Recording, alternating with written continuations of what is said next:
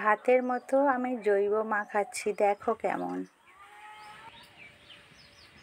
নমস্কার বন্ধুরা, আমি অর্চনার সংসারে সবাইকে স্বাগত। আজকের আমি দেখাবো ঘুম থেকে উঠে আমাদের মতন গ্রামের গৃহবধূদের কি কাজ, সেই ভিডিওটা দেখাবো। ভালো লাগলে একটা লাইক কমেন্ট শেয়ার করে আমার চ্যানেলটা সাবস্ক্রাইব করে দিয়ে বন্ধুরা আমার পাশে থেকো।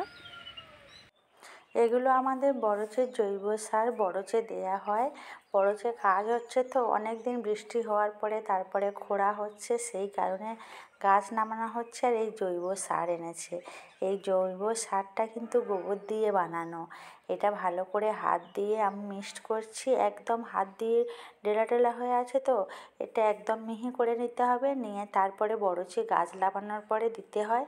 সেই কারণে দাদাভাই এখানে মাখাচ্ছিল, আমাকে বলল একটু সাহায্য করে দাও, তাই আমিও এখানে একটু সাহায্য করে দিচ্ছি। এগুলো উপরে ইউরিয়া দিয়েছি, ইউরিয়াগুলো কেমন দেখুন, দানা দানা, এর সঙ্গে মিক্সড করে বরচে আমাদের মারা হবে। আমরা গ্রাম বাংলায় বরচের ওপর নির্ভরশীল তো, তাই কী কী দেয়া হবে সেই সব সম্বন্ধে আমাদের বাড়ির কর্তারা খুবই ভালো জানে। আর সেই রকম আমাদের বরচ চালাতে হয় যাতে একটু বড় পান হয়, আর বড় পান হলে তো বাজারটাও ভালো পাওয়া যায়। এই জৈব সারটা দিলে পানগুলো কেমন হবে দেখুন বন্ধুরা, এটা জৈব সারের প্যাকেট, এতে এই ছবি দেওয়া আছে। এই সমস্ত সবজি এই সারটা দেওয়া হয়, দিলে ভালো হয়, সবজি বড়ও হয়। আর এটা মিক্সড করতে আমার অনেক সময় লাগবে।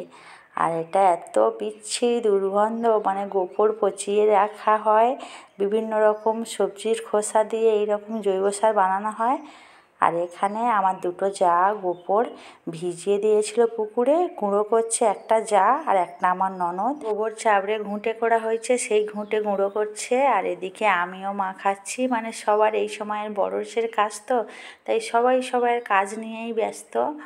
আর বরচে দেওয়ার জন্যে আমি গোবরটাকে জৈব সার করেছি, ওরা গোবর ঘুঁটে করে রোদে শুকনো করেছে, তারপরে সেই শুকনো ঘুঁটে জলে দিয়েছে, জলে দিয়ে সেটা আবার তুলে গুঁড়ো করছে। এটা বরচে দেওয়া হবে এই পর্তনের সময়। আর আমার মাখানো হয়ে এসেছে, আর হাতটা একদম কালো হয়ে গেছে। জৈব সারটা ভাত যেমন মেখে খাওয়া হয় তেমনই করে মাখালাম। একবার ভেবেছিলাম যে পারবো না, কিন্তু পরে ভাবলাম কোনো কাজই ছোট নয়, করে দেখি না পারি নাকি। দুর্গন্ধ তাতে কী হয়েছে, কিন্তু এই বরচে দিয়ে পান বড় হলে তবেই তো আমাদের জীবন চলবে। সেই কারণে এই কাজগুলো আমি করছি। আর এবারে মাখানো হয়ে গেছে, এই প্যাকেটে তুলে দেব।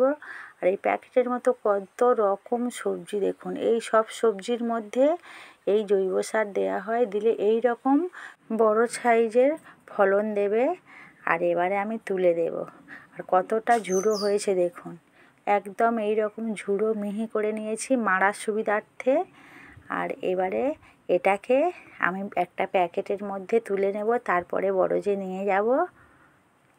এখানে একটা প্যাকেট নিয়েছিলাম, এই তুলে দিয়েছি। এবারে এটাকে বরজে নিয়ে গিয়ে তারপরে মারা হবে। হাত ধুয়ে এসেছি বন্ধুরা পুকুর থেকে। আমার এই ছোট্ট ব্লগ ভিডিওটা কেমন হলো, ভালো লাগলে কমেন্টে আমাকে জানিও। আর আজকের এই পর্যন্ত, নমস্কার।